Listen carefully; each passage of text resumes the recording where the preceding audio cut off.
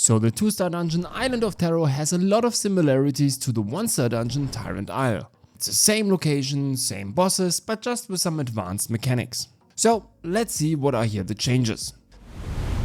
Okay, so the arena looks here pretty similar to the standard version.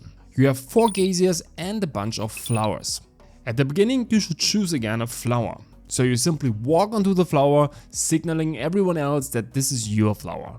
Now the 2-star dungeon have one major difference, and that's that the end bosses not only have fury attacks, so the pink circle attacks, but now have also wrath attacks, which are signaled by the pink diamond.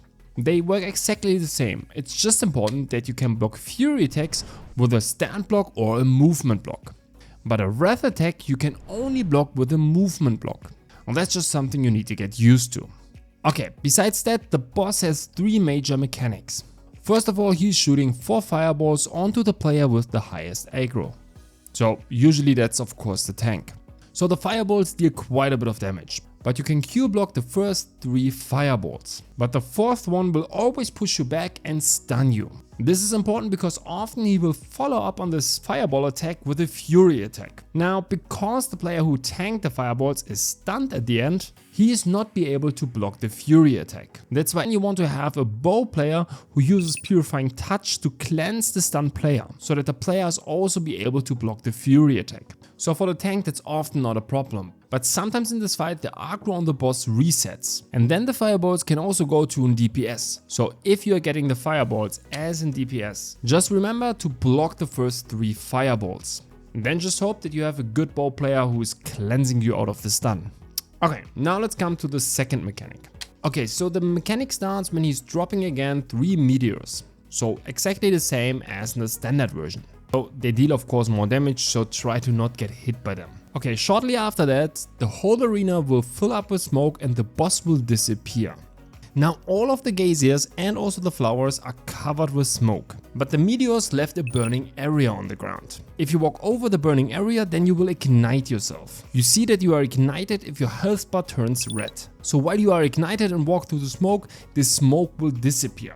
So you can of course clear the whole arena, but most importantly that you clear the smoke over the geysers. Since you need to know now where the geysers are, it's really helpful if you mark all of those at the beginning with party pins. So you immediately know where you have to clear the smoke. After a while you of course don't need that anymore, but at the beginning it's really helpful. Okay, now after a short time he will call another set of meteors. So this time the boss is not disappearing.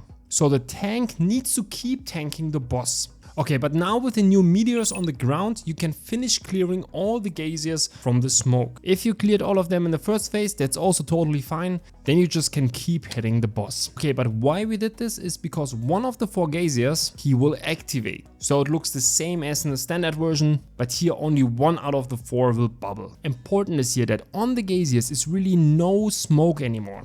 Because sometimes if there's just a little bit of smoke on the geysers, it might happen that not even 1 geyser is bubbling. So always be sure that all of these geysers don't have smoke on it anymore. But then you go into this bubbling geyser and after a short time you will get knocked up into the air and you dodge the AoE attack which the boss is doing on the ground. So exactly the same as in the standard version. Okay, when the boss is below 50% HP, then he is doing 2 AoE attacks in a row. So after the first geyser, he will make another geyser bubble again. So when you are in the air from the first geyser, look out for the second bubbling geyser. So there are 2 waves of meteors coming. Ignite yourself and clear all the fog around the geysers. When the boss stops attacking, look out for the bubbling geyser and run onto it. And that's how you dodge the AoE attack on the ground.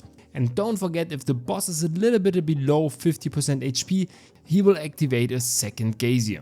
Okay, so now let's come to the last boss mechanic. So the mechanic starts similar to the standard version. He will pull all players towards him and transform them into rats.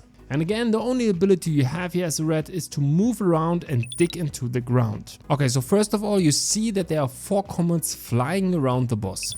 These comets build a cycle around the boss that you shouldn't pass as a rat. Just always try to stay inside of this circle. Now the phase is similar as in the standard version. The boss is now trying to eat those rats. Always run to the closest rat to him and trying to eat the rat. Your job as a team is now to survive 15 seconds inside of this circle without him eating you. But it's not possible that you just all dig into the ground now. Because if you're all in the ground at the same time, then he will do an AoE attack which brings everyone out of the ground. And then he will just come to you and eat you. Okay, so what you're trying to achieve here is to stay on top till he is about to eat you. And then you are digging into the ground. Then he's going to the next one and the next one and so on.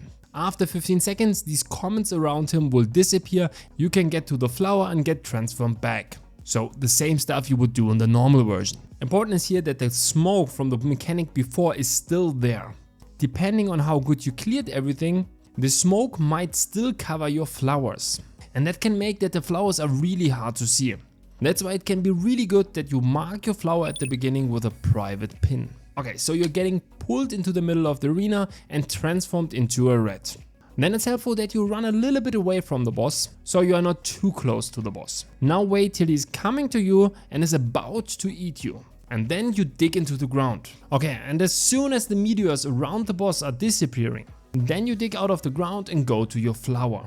Okay, one more thing is that in this mechanic, the boss will be somewhat invisible after 50% HP.